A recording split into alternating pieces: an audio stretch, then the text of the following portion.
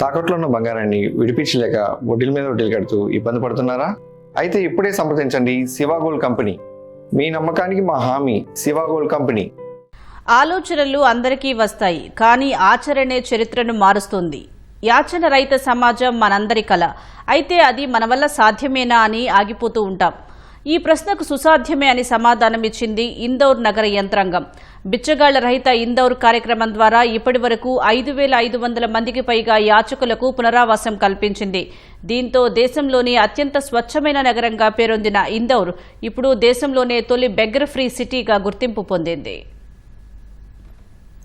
దేశంలోని చాలా నగరాల్లో రోడ్లు, ట్రాఫిక్ సిగ్నళ్ల వద్ద బిచ్చగాళ్లు కనిపించడం సాధారణమే. అయితే మధ్యప్రదేశ్లోని ఇందౌర్ నగరం మాత్రం ఈ పరిస్థితిని పూర్తిగా మార్చేసింది. భిక్షాటనను అరికట్టడం, యాచకులకు ఉపాధి అవకాశాలు కల్పించడమే లక్ష్యంగా అడుగులు వేస్తోంది. వారికి సమాజంలో గౌరవప్రదమైన జీవితం అందించేందుకు నడుం బిగించింది. ఇందౌరులో ఏడాది క్రితమే భిక్షాటనను పూర్తిగా నిషేధించారు. ఎక్కడైనా యాచకులు కనిపిస్తే మహిళా శిశు అభివృద్ధి శాఖ ప్రత్యేక బృందం వెంటనే వారిని ఆశ్రయ కేంద్రానికి తరలిస్తారు. వైద్య పరీక్షలు నిర్వహించి ఉపాధి అవకాశాలు కల్పిస్తారు. ఇటీవల ఇందౌర్ కలెక్టర్ శివం వర్మ ఈ పథకాన్ని మరింత ప్రోత్సహిస్తూ యాచకుల సమాచారాన్ని ఇచ్చిన వారికి 1,000 రూపాయల నగదు బహుమతిని ప్రకటించారు. పండుగల సీజన్లో వచ్చే 3 నెలల పాటు ఈ నిబంధనలను మరింత కఠినంగా అమలు చేయాలని అధికారులకు ఆదేశించారు.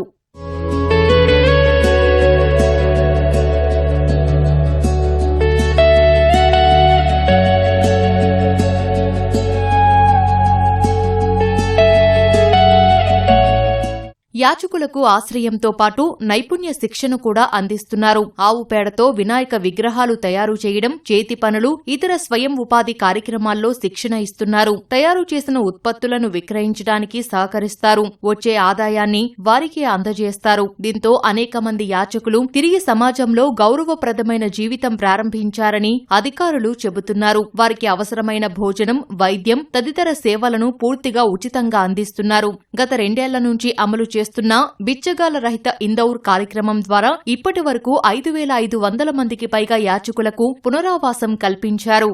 భిక్షాటన నిర్మూలన అంత సులభం కాదని పునరావాస కేంద్రం ఇన్ఛార్జ్ రూపాలి జైన్ అన్నారు. బాల యాచకత్వం, మానవ అక్రమ రవాణా, పిల్లలను భిక్షాటనలోకి నెట్టే ముఠాలు ఈ వ్యవస్థ వెనుక ఉన్నాయని ఆమె తెలిపారు. అలాంటి నెట్వర్క్లను గుర్తించి కఠిన చర్యలు తీసుకోవడం ద్వారా ఈ విజయాన్ని సాధించగలిగామని చెప్పారు. యాచకులను శిక్షించడం కంటే వారికి ఉపాధి కల్పించి కొత్త జీవితాన్ని ఇవ్వడమే లక్ష్యంగా ఇందౌర్ ఈ కార్యక్రమాన్ని చేపట్టింది. ఈ గొప్ప ప్రయత్నం నేడు దేశంలోని ఇతర నగరాలకు ఒక దిక్సూచిలా నిలిచింది.